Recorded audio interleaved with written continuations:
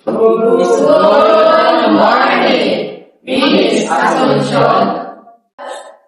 Before we start, please settle down. So, ngayong araw, kayo ay magkakaroon ng bagong classmate. So, pasok na natin kaya.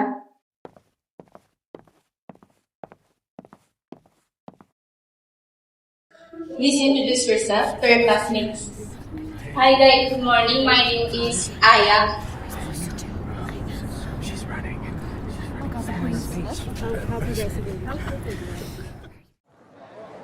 So, Miss Aya, pwede na lang umupo sa kabila. Okay. So, today, we're gonna start our lesson.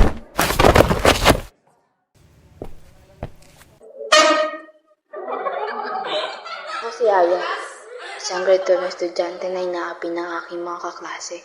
Ito ang istorya ko kung paano may nakilala ko at nagbago ang aking buhay. Ba't ganun naman ang babaeng yun? Kaya nga kanina pa ako gutom. Di ba sinabi natin dito tayo magkikita? Ba't wala pa rin siya?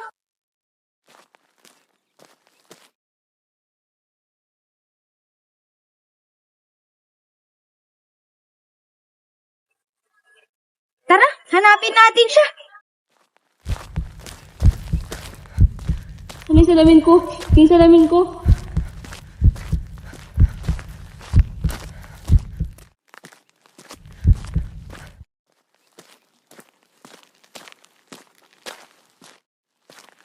Nasaan na kayo yung babaeng yun? Baka nandun. Pag nakita ko talaga yun, sasabunutan ko yun. Nakakasar naman yung babaeng yun.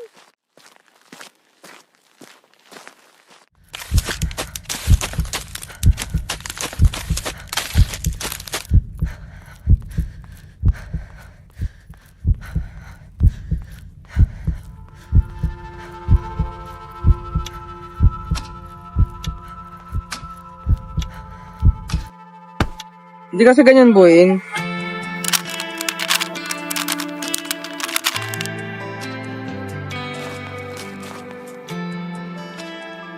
Ba't ka napadpad dito? Hindi mo ba alam na bawal sumunod yung mga silandi? Ba't ang tahimik mo? Hindi ka pala salita?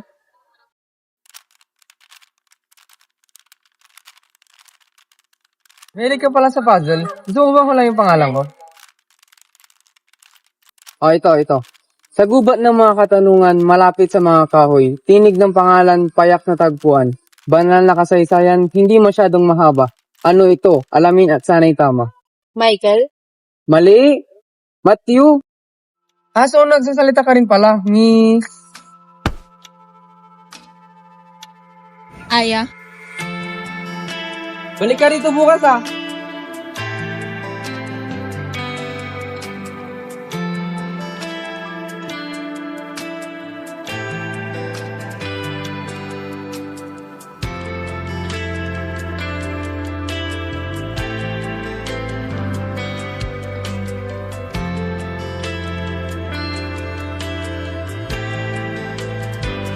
Hindi masabi ang nararamdaman, di makalapit. Sadyang nanginginig na lang mga kamay na sabik sa piling mo. Papansin niyo ba si Aya? Parang umiiwas. Kaya nga ilang araw na nga. Kaya nga, hindi ko siya nakikita. Kawawa yun pag nakita na talong kami na pala.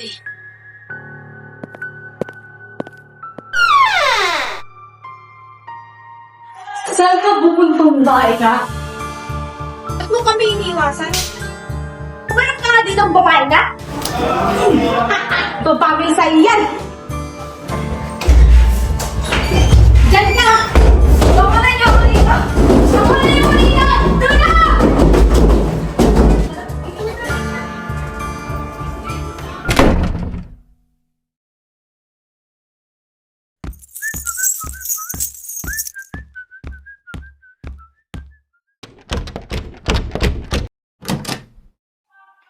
May tao ba rito? Naruwan mo ako! Anong ginagawa mo dito? Ininom ko nila ako.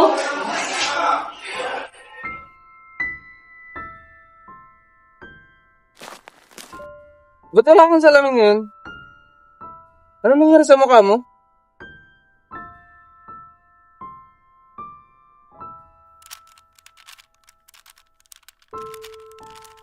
May nabubuli ba sa'yo? Ba't hindi ka nagsasabi sa mga teachers mo? Ano ba pakialam mo? Bakit may magagawa ka ba? Huwag mo silang hayaan na ganyan ka nila. You don't even go to your classes because takot ka sa mga tao. So what makes you think that you have a right to judge me? Sorry na. Hindi ko naman gustong ipamukha na kasalanan mo. Ayaw ko lang naman makita ka nasasaktan. Tsaka ayaw ko rin ka na Oo na. I promise to fight back sa mga bullies na lang. Promise yan?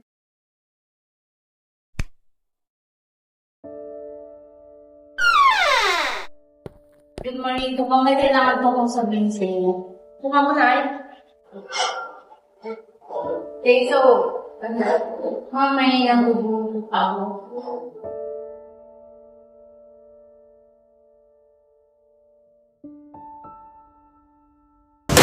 My God, students, nag-smile ako. So, ngayong araw, may kailangan ko mag-upahan. Isa sa mga kaklase niyo ang nakapagsabi sa akin na binubuli ko daw si Alan. Sino sa inyo ang nakakita nun? Ma'am, makita ko po. Ma'am, nakita ko rin po.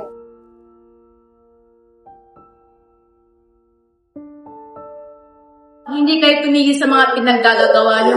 I-expect ko kayong naiintindihan ba?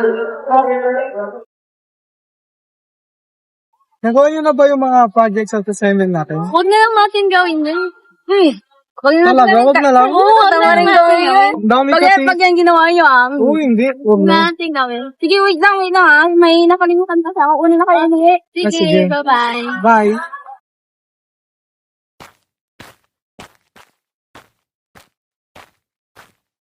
Hi, Machu.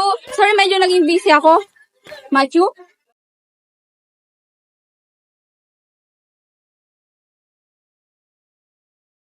Ilang araw ka nang hindi pumupunta sa pista natin Sana walang nangyari sa'yo at okay ka lang. Kung napapansin mo, wala ako sa pwesto natin ngayon. Ang rason nito ay dahil meron akong kailangang atupagin. Hindi ako makapunta sa eskwela ng ilang araw kaya sorry.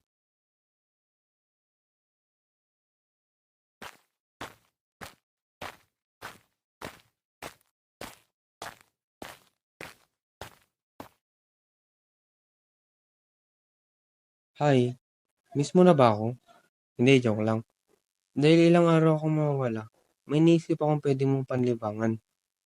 May inihanda akong buktong sa bawat araw na hindi tayo magkasama. Sa aklatan may isang pahina. Physics ang saksing tema. Lihim na aral na katago, hanapin mo't malalaman mo ang landasin kung saan isusulong ang yaman. Ano ito? Aklat? Eh di sa library yun, di ba? Physics?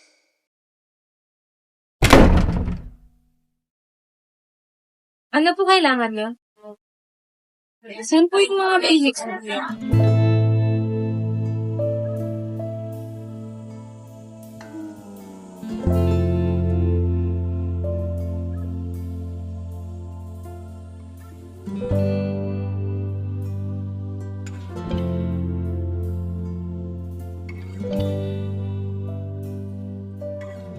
Grabe naman tong riddle na to. Ang dami ko na nabuklat.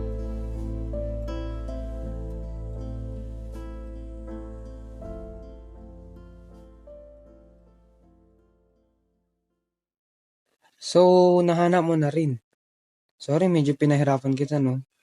Physics yung pinili kong book since yan yung favorite kong subject. Ito na yung susunod na riddle. Sa ilalim ng mesa, sagot ay hinimlay. Dito sa kantin, harap ng pinto, coffee jelly ay tinitinda, kung saan ang sikreto ay nakatago, sanhi ng kaligayahan, saan ito matatagpuan.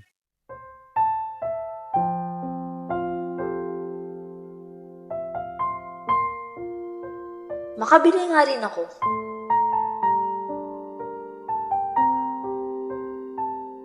Magkano yung gusto ko ang jelly nyo? Pabili nga po ng 5 lang. Thank you.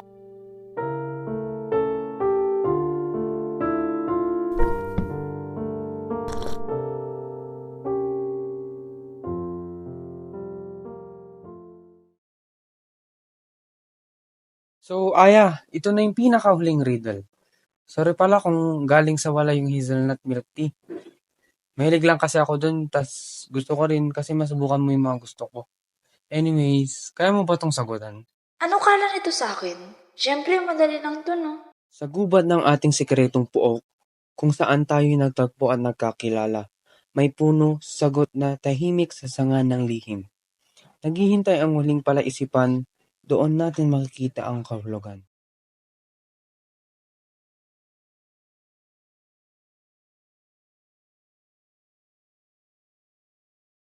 Ha? Biro ba to, Machu? Ano to? Bakit ka nandito sa memorial ng kapatid ko? Kapatid? Memorial? Anong pinagsasabi mo? Dito ang memorial na ginawa ko para kay Matt. Na dahil sa masusing pangangapi, dito siya nawala. Pero ang para lang ito, pinaikot ang kwento para manatili ang reputasyon nila. Sa ilalim ng sikreto natatago ang totoong kwento ng aking kapatid. Ang yabang nun ah. Lagot to sa akin mamaya.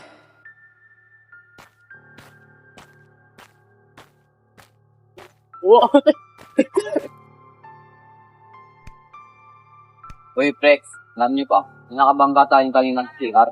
Mukhang mayabang. Bakit? Yung matangkad sa section D, yung makyata yun eh. Ah, yung business na matangkad. Oo, yun. Sige, pre, abangan natin yan bukas. Sige ka.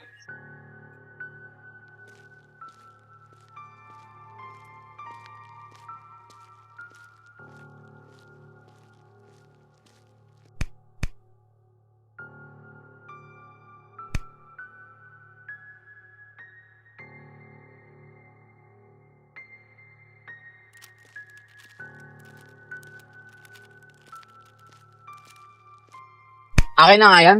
Ano, hanger ka?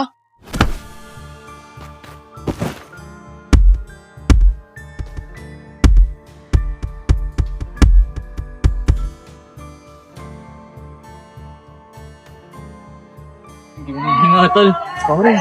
Gago, takbo, gago. Bakit?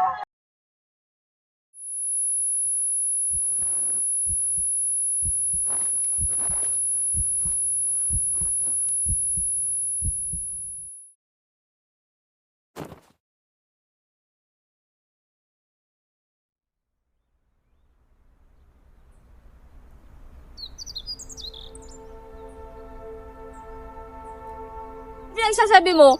Kaibigan ko si Machu at kausap ko siya ng ilang araw lang.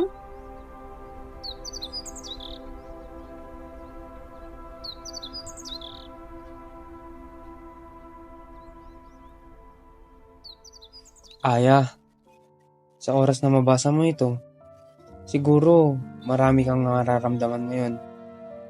Oo, patay na talaga ako. Yung ako nakausap mo dati, isang spirito lamang. Pero dahil natupad ang aking pangarap na magkaroon ng tao na nakakaintindi sa akin, unti-unting nawawala ang aking kaluluwa patungo sa kabilang buhay. Proud ako sa'yo sa paglaban mo sa mga umapi sa'yo. Isang bagay na sana'y nagawa ko rin para sa sarili ko. Machu, bakit di mo sinabi sa akin? Salamat sa lahat, Machu. Dahil sa iyo, nakakuha ko ng lakas ng loob kung paano ipagpatuloy ang aking buhay.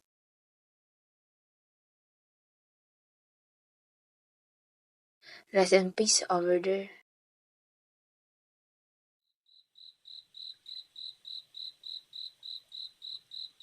Machu, bakit gabi na? Anong oras na? Ala, kailangan ko na umuwi. Gabi na. Sorry po ba? Kailan ba kayo? Girlfriend mo yan, no? Ay, sorry. Nagkamali lang pala ako.